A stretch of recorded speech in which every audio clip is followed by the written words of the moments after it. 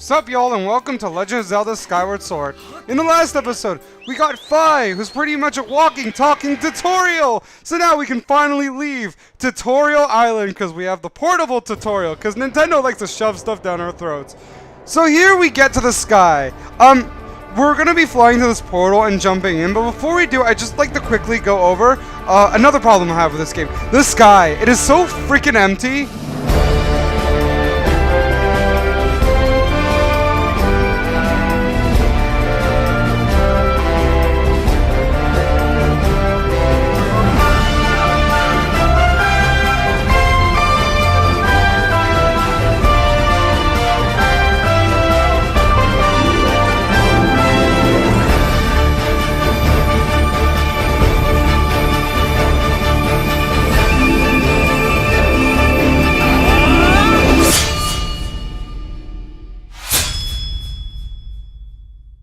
And okay, cutscene, interrupt what I was gonna say.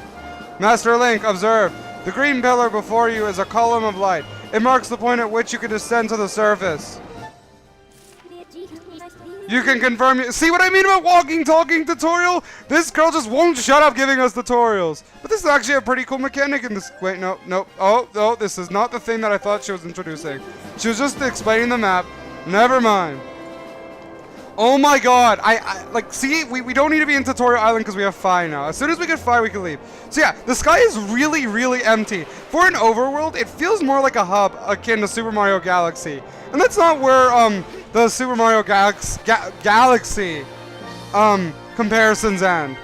But that's pretty much all I have to say on that subject for now. Except the fact this freaking music, it's kind of nice, but there's very few areas in this game, so like, the music you get really sick of really quickly, especially the sky one, because you spend so much time in the sky doing nothing and flying around. And people think Twilight Princess is bad for being empty. God damn it, Skyward Sword. Oh, sailcloth, we gotta save. And another problem I have with this game, this area. I don't really want to quite get into what I dislike about this area right now, but you're going to see much, much later. I hate this area and what it contains. This is the fatal. I'm not gonna read it out loud. Okay, thank you, Spy. I can't even press A to go on. She freaking scripted. Sealed grounds. She just said sealed grounds, and this shows the sealed grounds. Did she even need to explain it? They could have just shown it. Like, oh my god. Sorry, I'm not gonna harp on this game too much. And this is the first area. The sealed grounds, yeah, you'll see exactly why a bit later, why I repeat, cannot stand this area. Please, please proceed with caution, Master. Again, I do like Fi's personality, though. And funny story about this, particular, what are these things called again? Let's just call them plant thingies. Okay, funny story about these plant thingies. When I first played Skyward Sword, I was not quite used to how the motion controls work. And I couldn't, for the life of me, defeat the plant thingies. Oh, I think I remember what they're called. They're called Deku Blabas. Deku Blabas? Deku Blabas? I don't know. Plant thingies. That's what we're going to call them. Anyway, I could not, for the life of me, defeat these plant thingies. And I got a game over. First enemy encountered in the game besides those things at the beginning. Game over.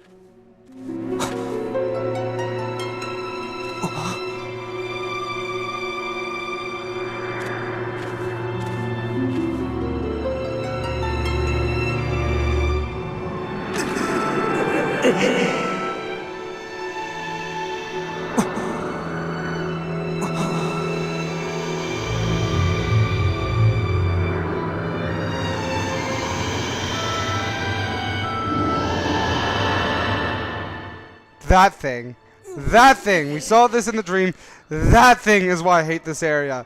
And you'll see why later. Just die, you stupid thing.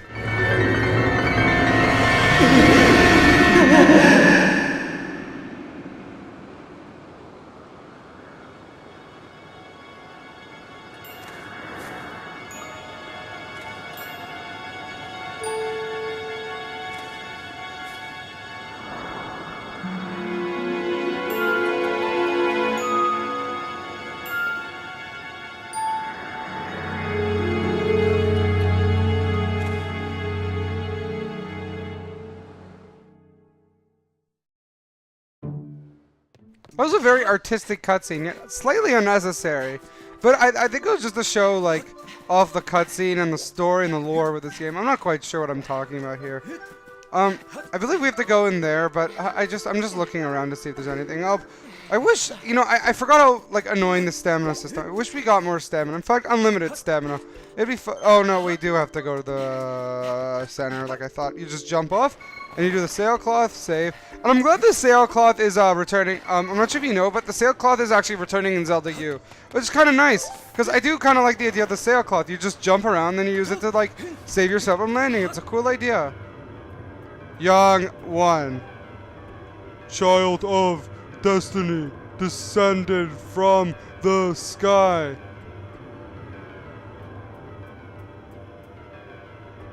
Raise the sword of the goddess Skyward.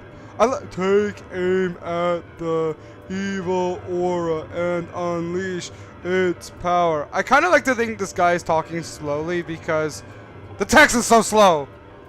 Okay, more tutorials. We have to do a Skyward strike, and we hit the sword, and it glows. Glows.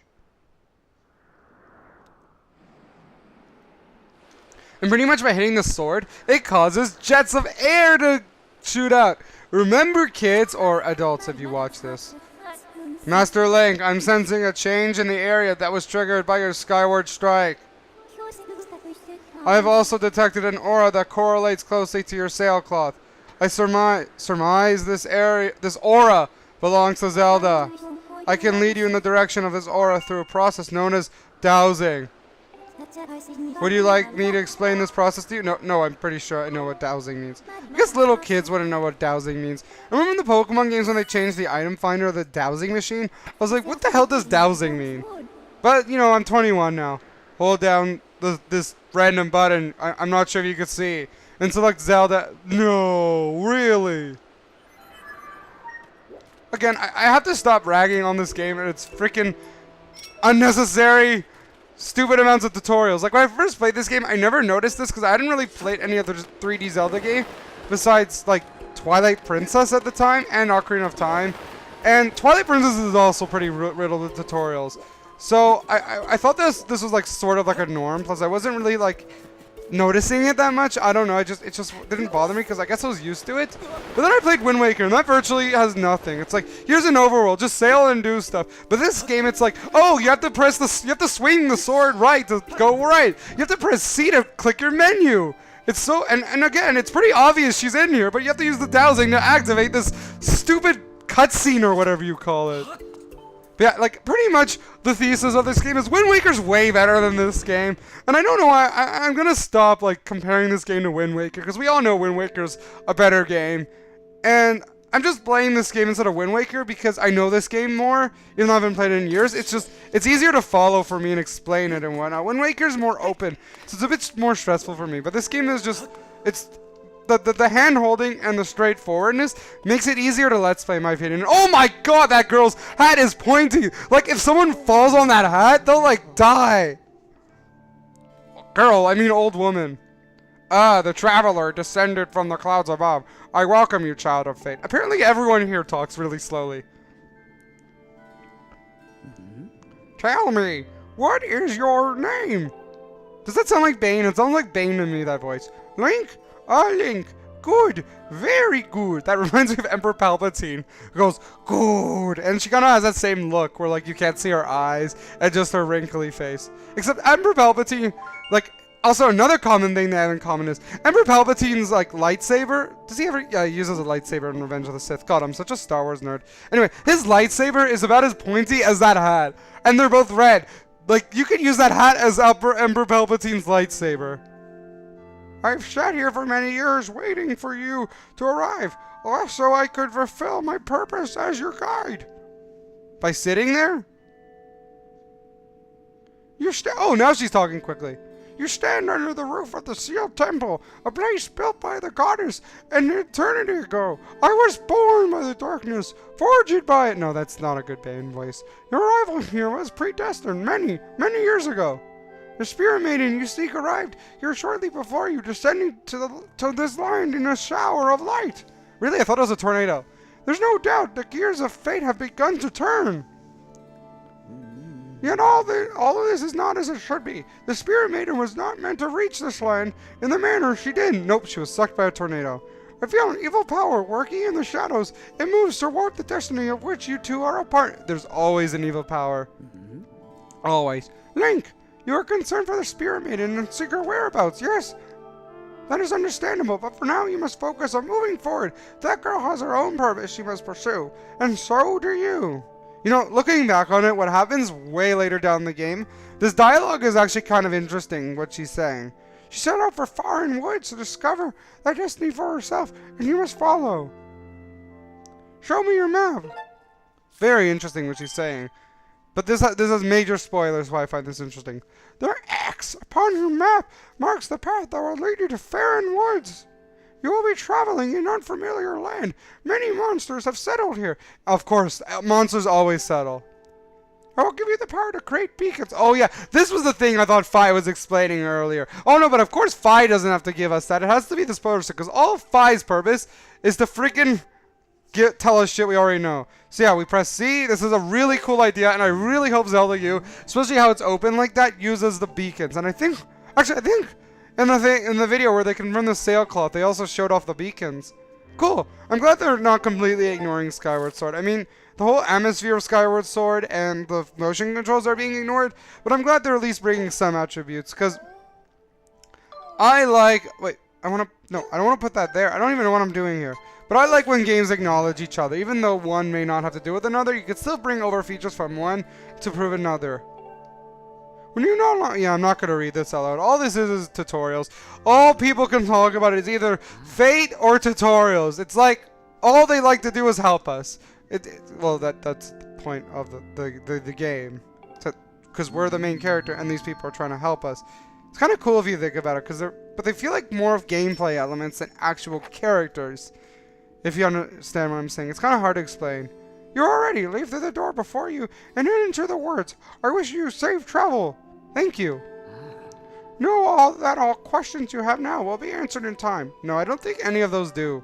Actually, a few of them do. This isn't Lost where like nothing gets answered. And now let's go through the door.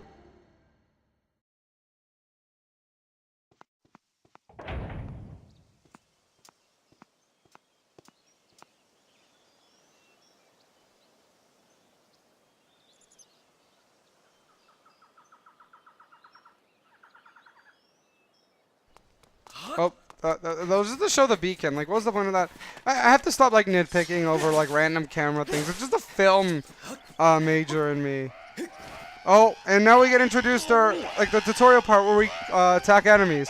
And here's another thing I don't like about Skyward Sword. The motion controls is fun, but the way the enemies move just feels so freaking unrealistic. How they just move, like, hold their swords, like, above their head, or, like, move just to accommodate for the motion controls. It takes me out of the immersion, and I'm trying to talk here and play, but I keep hitting... Okay, no. Oh my god. Am I gonna die here? Am I actually... No, I'm not gonna die. I have to stop bitching and start playing. But isn't the whole point of Let's Playing to bit? No, it's to show your enthusiasm. I just like bitching. But no, this game is fun. There's just parts I don't like. I do like the motion controls. I just don't like the way the enemies behave to accommodate for the motion controls. And why am I going up here? Woo, thanks for jumping in there to rescue me, bud.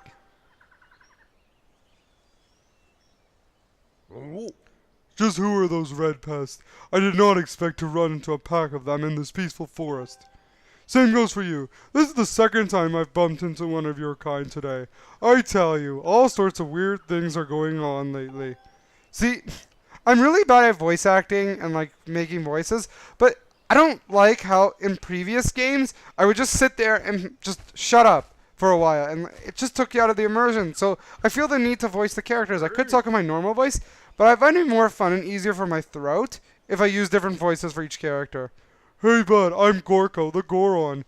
I am researching the ancient history of these woods here. Here's the thing. I think this is the only Goron in this game. I mean, there are huge species in Ocarina of Time and Twilight Princess, but I'm pretty sure that's the only Goron in this game. And we go to the area where the Gorons are usually found in other Zelda games, and they're nowhere to be found. So where are all the Gorons? And they're not in Skyloft either. And isn't the whole lore that people came from Skyloft down?